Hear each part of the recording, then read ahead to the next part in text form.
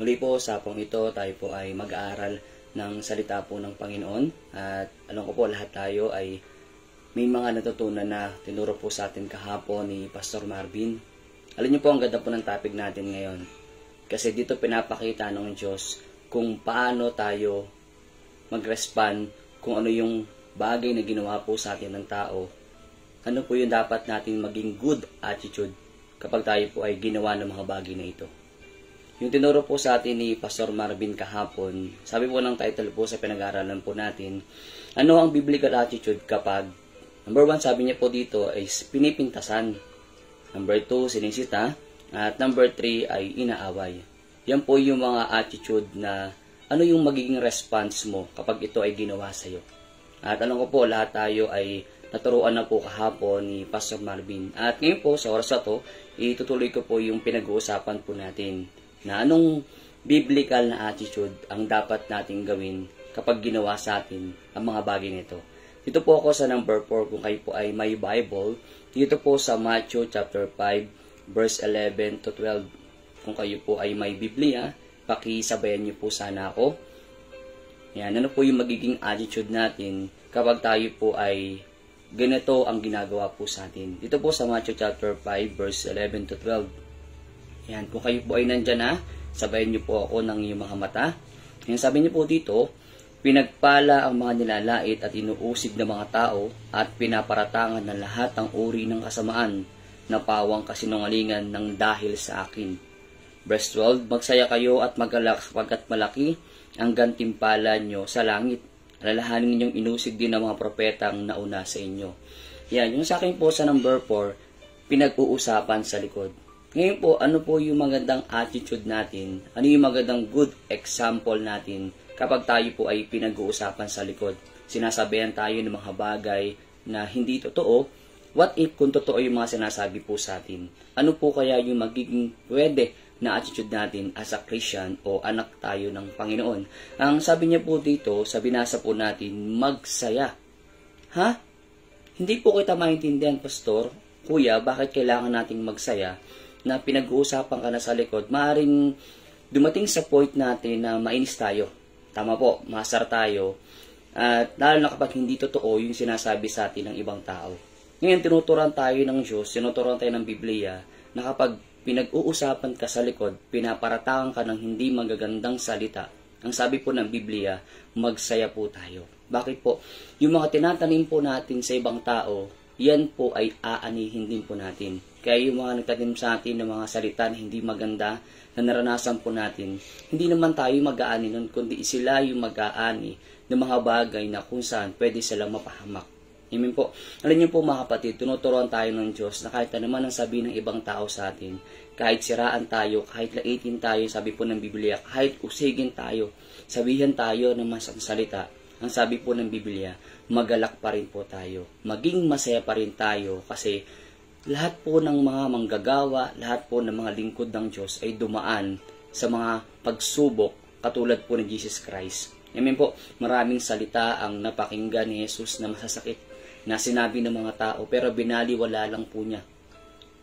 Ang tanong po sa atin dito, ano po kaya sa ating mga manggagawa, mga lingkod ng Diyos? Ano yung magiging response natin kapag sinabihan tayo ng masakit na salita? Yan sabi po ng Biblia, magsaya po tayo, magalak tayo. Bakit? Yung gantimpala ng Diyos ay inilaan po natin, inilaan ng Diyos para po sa atin sa langit. Kaya nga mga kapatid, huwag tayo magtatanim ng galit, huwag tayo magtatanim ng sama ng loob, huwag tayo na magagalit na magkakasala po tayo.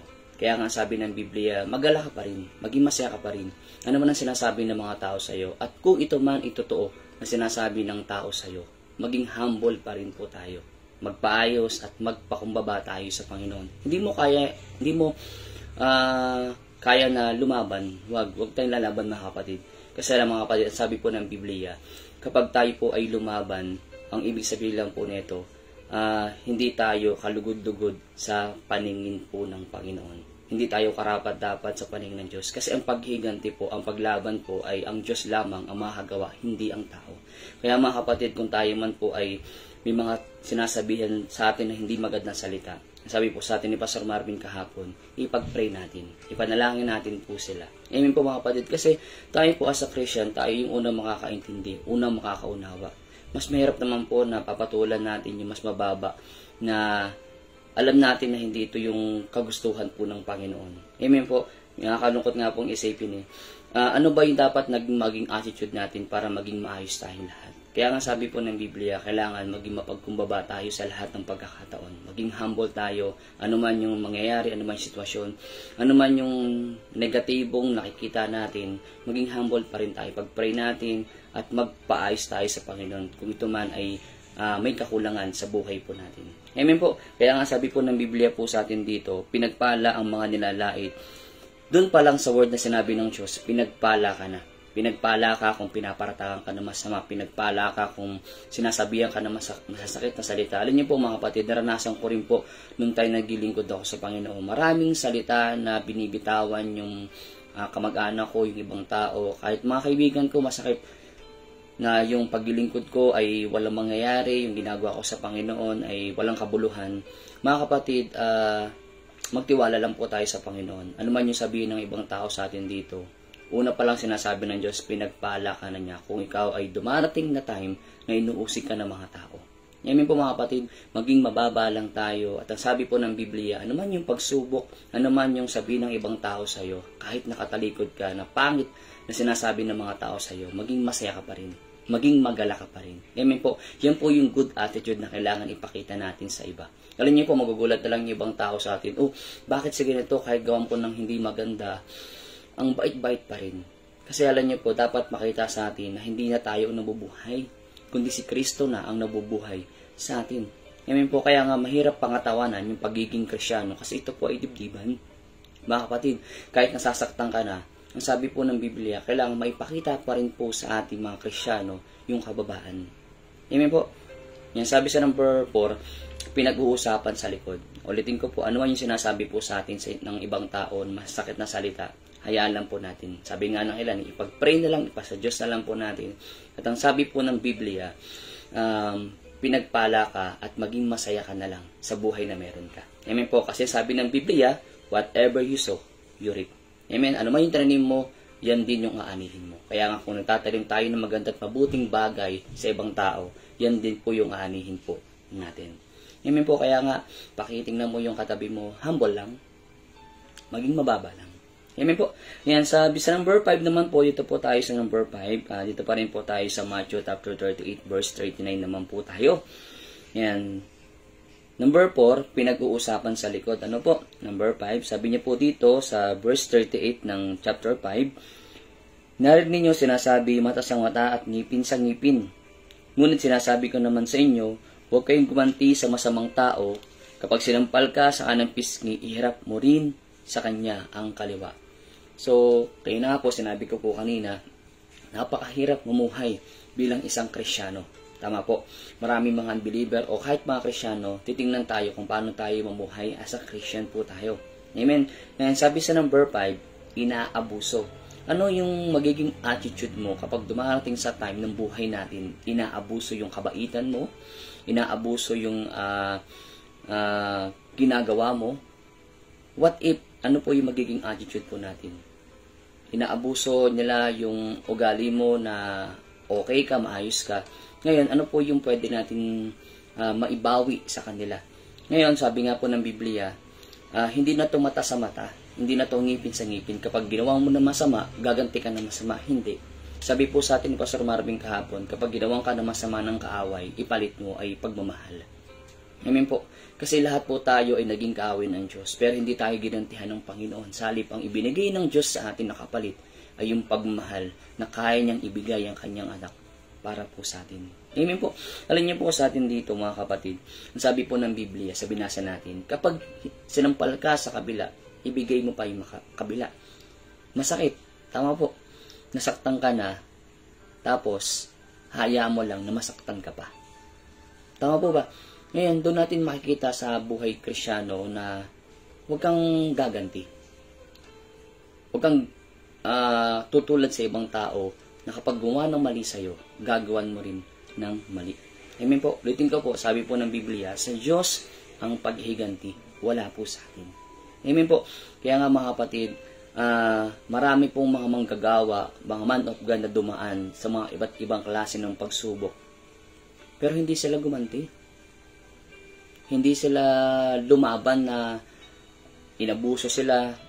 Katulad po, di ba, nung pinanood natin nung camping, yung mga pinahirapan, pinarusahan, ipinako sa krus, pinakain sa leyon.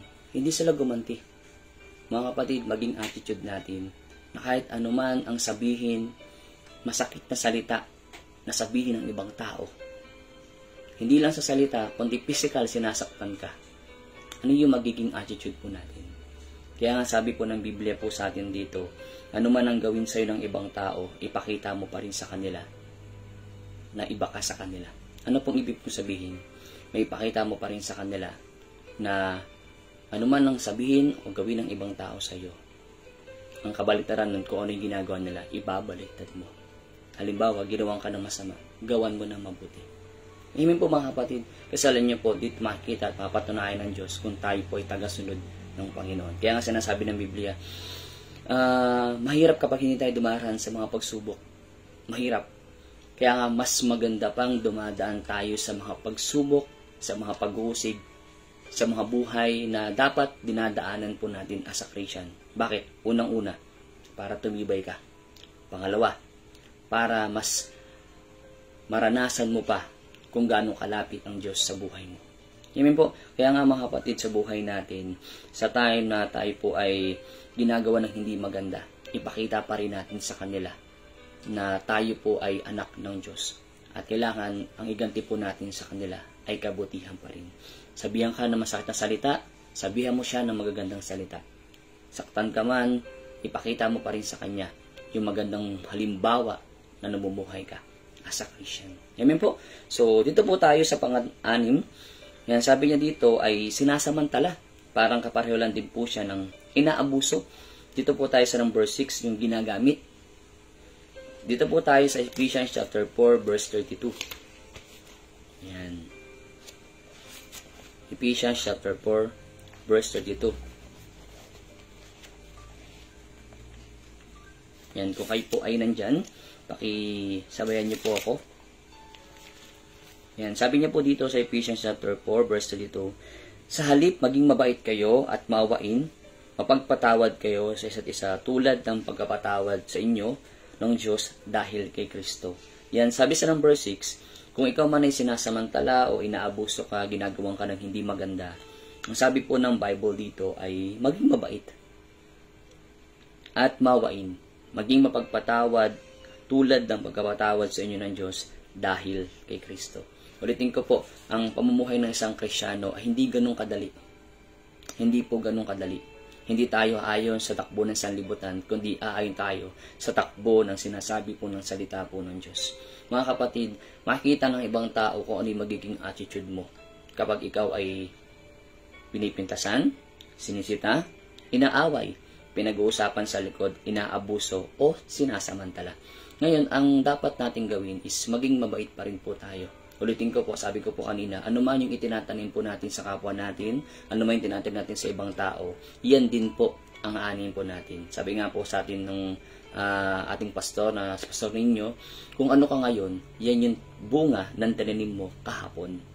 Tama po mga kapatid.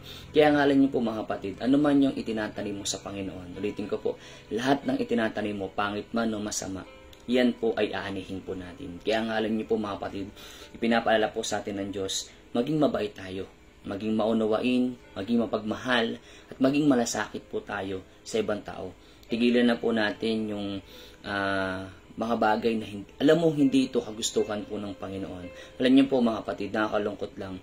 Kaya may mga lingkod ng Diyos na hindi nagbubunga, may mga lingkod ng Diyos na hindi umaabante sa paglilingkod sa Panginoon. Kasi nasa Kanya pa yung mga bagay na ito. Na nagiging attitude niya, na kapag ginawan siya ng masama, gagantihan niya ng masama. Walang pinagkaiba ang isang Kristyanong gumanti sa masama, na katulad ka rin na parang isa kang unbeliever. Amen po mga kapatid. Ngayon, ipakita natin sa mundo na ibang-iba tayo, as a Christian po tayo. Amen? Naintindihan niyo po ako mga kapatid. Kaya nga ang sabi po ng Biblia, ibahin natin ang sitwasyon. Sinasabi po kanina sa binasa po natin, mata sa mata, ngipin sa ngipin. Pero ang sabi po ng Biblia, hindi dapat ganoon ang mangyari sa buhay ng isang manggagawa, isang lingkod ng Diyos. Nakakahiya tayo mga kapatid. Kung ginagawa ng unbeliever, ay ginagawa din po natin. Ulitin ko po, ang nabubuhay na po sa atin dito ay hindi na tayo, kundi si Kristo na ang nabubuhay sa atin. So, kailangan pagharian natin kung ano yung sinasabi po sa atin ng salita po ng Panginoon. Amen po. Ano man ang gawin ng kaaway sa iyo, iparamdam mo sa Kanya na mahal mo siya. Ano man ang sabihin sa iyo na sumpa, pagpalain, ipag-pray mo siya mga kapatid. Kasi alam niyo po, makikita rito kung tayo po ay malago. Makikita rito kung tayo po ay nakatingin kay Jesus.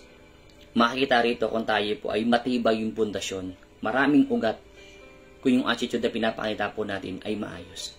Amen po, ulitin ko po, mahirap ang mamuhay bilang isang Kristyano. Pero kailangan mapatunayan, makita sa atin. Si Jesus Christ nga po mga kapatid, ang dami niyang pinagdaanan, pero tingnan mo sa huli na sinabi niya, habang siya nakapako sa krus, ang inisip pa rin niya ay yung sitwasyon, yung kalagayan ng mga tao. Mga kapatid, tayo ang nakakaintindi, tayo ang nakakaunawa, tayo ang mas lubos na nakakaintindi kaysa sa iba. So, kailangan ipakita mo, kita natin sa ibang tao na mas tayo ang nakakaunawa. Amen po. Si Jesus Christ, alam niya yung dapat gawin niya bilang anak ng Diyos. So, nagpipray siya, wala naman siyang ginawang kasalanan, pero ang sabi ng Biblia, kung babasahin po natin ng Lucas, Ama, patawarin mo sila. Hindi nila alam ang kanilang ginagawa. Mga kapatid, mas makakatulong pa tayo kung ipinagpipray natin sila. Amen po. Huwag nating patulan. Mga kapatid, magiging katulad ka lang din mas excuse me po sa term, mas magiging masahol ka pa. Kasi Kristyano ka, napapatol ka sa kapwa unbeliever, so parang hindi ka pinagkaiba at mas masahol pa. Bakit? Ikaw ang nakakilala sa Panginoon, so dapat ikaw ang unang makakaintindi. Katulad po natin, marami tayong kakilala, kamag-anak, pamilya na halos hindi nakakaintindi sa biblikal na sinasabi o attitude na kailangan ipakita natin sa iba kapag ito ay nangyayari na sa atin. Kaya ang mga kapatid sa atin po, makita po sa atin dito na what if man, kung totoo man yung pinaparatang sa iyo, yung sinasabi sa iyo, maging mababa ka pa rin. Maging mapagkumbaba ka pa rin. Kaya nga mga kapatid, tayo naglilingkod, aabutin natin yung ibang tao. Amen. Ang iganti natin sa kanila ay pagmamahal. Yung concern natin, yung malasakit natin. Dumarating sa time natin mga manggagawa na nagkakatampuhan, hindi nagkakaintindihan. Pero ba't makita pa rin sa atin ng Diyos na dumating man yung time na hindi tayo magkaintindihan, yung pag-ibig pa rin ng Diyos ang manatili. Upang sa ganun, mapawi lahat ng pagkukulang sa isa't isa. Mapawi lahat ng kakulangan. Amen po mga kapatid, lahat tayo may pagkukulang. Lahat tayo may mga bad attitude. Kaya nga tayo tinuturuan ng Diyos na maging good attitude na pag dumating sitwasyon na to, humble ka pa rin. Kahit totoo man o hindi, maging mababa ka pa rin. At alam niyo po mga kapatid, alam ng Diyos, nakikita ng Diyos kung nagiging mapagkumbaba tayo. Bakit po? Unang-una, mas madaling bumaba sa iyo ang anointing. Mas madaling mo maranasan ang pagkilos ng Diyos kapag nakita ng Diyos sa iyo yung good attitude na kailangan maging mabait ka, maging mapagpatawad ka, maging mapagmahal ka, maging malasakit ka. Kasi yan ang biblical. Kasi si Jesus po, marami na siyang dinaanan. Pero tingnan po natin yung attitude ni Jesus. Mahal na mahal niya ang tao. Amen po? Kaya alam niyo po mga kapatid, mahal natin ang kaluluwa. Yung pamilya mo na kahit hindi nakakaintindi sa iyo, mahalin mo. Unang-una, mahalin mo sila sa prayer. Pag-pray mo sila. Pag-pray natin sila mga kapatid. Amen po. Sulitin ko po, as a Christian, tayo yung mas nakakaunawa dapat. Tayo yung mas nakakaintindi ng lahat ng sitwasyon. Kasi, alam natin yung salita ng Diyos. Amen. So, yun ang pong gusto ko ma-share po sa inyo mga kapatid. Nawa po ay may matutunan po tayo, may nakuha po tayo sa pong ito sa mga napag-aralan. Kahit ako po ay nakokorek din po ng Diyos. Kahit ako po ay tinatamaan din po. Bago ako po pag-aralan to, may mga sinasabi na po sa atin ang Diyos. Kaya nga ulitin ko po sa inyo, masasaktan ka. Kasi may mamarinig ka mga salita na minsan hindi totoo, mas masakit yun. Pero nga, pinapakita sa atin ng Biblia na kahit masaktan ka man, kahit hindi man totoo, humble ka lang. ipasa Diyos mo, pag-pray mo, yun naman dapat talaga ang kailangan. Kasi anak tayo ng Diyos. Amen? Dito natin ipapakita sa ibang tao yung pagiging anak ng Diyos. Alam niyo po, matutuwa yung mga tao eh. Kumbaga parang may binabasa po ako noon, may sinabi sa akin isang pastor na mapapahiya sila. Na ginawa mo sila ng mabuti, tas ikaw ginawang kanila ng masama. Mapapahiya sila. Kasi ibinabalik lang natin sa kanila, hindi masama, kundi magandang bagay na tinuturo po sa atin ng Biblia. Alam niyo po, may mga unbeliever tayong kamag-anak, ibang tao mabibilis sa buhay natin. Kasi yung attitude na pinakita po natin sa kanila, minsan hindi nila na-expect na gagawin natin yun. Amen po. Kaya nga mga kapatid, maging maunawain tayo sa lahat ng pagkakataon. Amen po. Huwag kang magsalita ng mga bagay na masakit sa likod ng Diyos. Alam niyo po, close ko po dito, kaya na po medyo matagal. Naranasan ko po ang bumagsak. Naranasan ko po ang nawala sa paglilingkod. Hindi ko po alam kung ano po nangyari sa akin noon. Basta magulo sitwasyon ko po noon. Ngayon, may mga naririnig po akong mga salita sa likod ko. Mga kapintasan. Masakit po para po sa akin. Alam niyo po, ginagawa ko noon, pinagpipray ko na lang, pipray na lang ako. Tumingi ako ng tawad sa Panginoon. At alam niyo po, sobrang sakit na naranasan ko noon. Kasi maraming salita ako narinig sa ibang tao. Sabi ko, Lord, tulungan mo akong lumakas. Tulungan mo akong maging matatag. Tulungan mo akong maging matapang. Yan po, pinagpipray po ako na sabi ko, Lord, tulungan mo ako. Ayoko manatili sa sitwasyon na to. Bumagsak po ako. At ang daming masasakit na salita na narinig ko. Sa pamilya ko, sa ibang tao. Masakit. At alam niyo po, may kasamaan po tayo sa church na bumagsak. Wala akong sinabing negative o anumang paratang sa kanya. Inisip man lang na hindi maganda. Tinapik ko, pinagpray ko. Isa lang sinabi ko. Sabi ko, kaya mo yan. Mga kapatid, kung ikaw man ay dumating sa sitwasyon na nahirapan ka, alam mo dapat yung maging attitude mo kapag kailangan ka ng ibang tao. Kasi naranasan mo. Amen po. Kasi naranasan ko po na masaktan ako. Kaya hindi ko ipapakita sa tao na bumagsak, masaktan, kung ano yung naranasan ko nung time na nawala din ako, nung time na bumagsak ako. Ipaparating ko sa kanya na may nagmamalasakit sa kanya. Amen po mga kapatid. Kaya mga kapatid, pag binakasamaan tayo na bumagsak, huwag tayo mag-isip ng hindi maganda. Salip ipagpray natin sila. Yun po yung pwede natin maitulong sa kanila. Amen po mga kapatid. Kung meron man sa church na hindi nagkakaintindihan o magulong simbahan, huwag tayong tumingin sumilit ng mga negatibong bagay. Salip, ipag-pray natin ng simbahan. Ipag-pray natin ng church. Ipag-pray natin ng mga manggagawa, mga pastor. Kasi kung mahal mo, hindi mo sisilipin yung mali. Kundi, isa ka sa tutulong para maging maayos ang lahat. Kasi mahal mo. Amen po.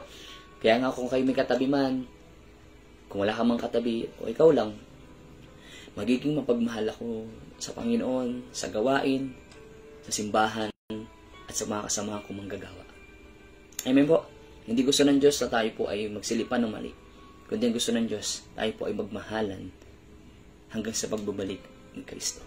So yun lang po, maraming pong salamat sa inyo pong pakikinig at nawa po tayo po ay pinagpala ng Diyos sa hapong ito. Pray po tayo. Panginoon, maraming pong salamat sa oras na ito. Salamat Lord sa pagtuturo niyo po sa amin sa mga salita mo na naihiyag sa hapong ito. Tulungan niyo kami Panginoon na maging good example sa mga taong nakapaligid po sa amin. Ano man ang gawin sa amin, ano man ang ibato sa amin, ano man ang maranasan po namin ng mga negatibong bagay, I pray Panginoon na maging positibo pa rin kami. Bigyan mo kami ng puso na mapagmahal, puso malasakit, puso mapagkumbaba. Salamat Panginoon dahil tinuturuan mo kami. Hiniling ko sa mga kasamaan ko, patuloy Panginoon na pagpalain mo ang bawat sa po sa amin dahilan sa tinuro mo sa amin sa hapong ito. Salamat Banal Espiritu sa pagtuturo niyo po sa amin. Ingatan mo ang bawat sa po sa amin at patuloy mo kaming gabayan sa lahat ng pagkakataon. Pinupuri ka namin din na nakila sinasamba sa pangalan ng Panginoong Yesus. Amen. So yun po, marami pong salamat sa inyong pakikinig sa oras na to. Nawa po tayo po ay minapakinggan na magandang mensahe ng Diyos po sa atin. Ingat po kayo palagi at God bless po sa inyo pong lahat.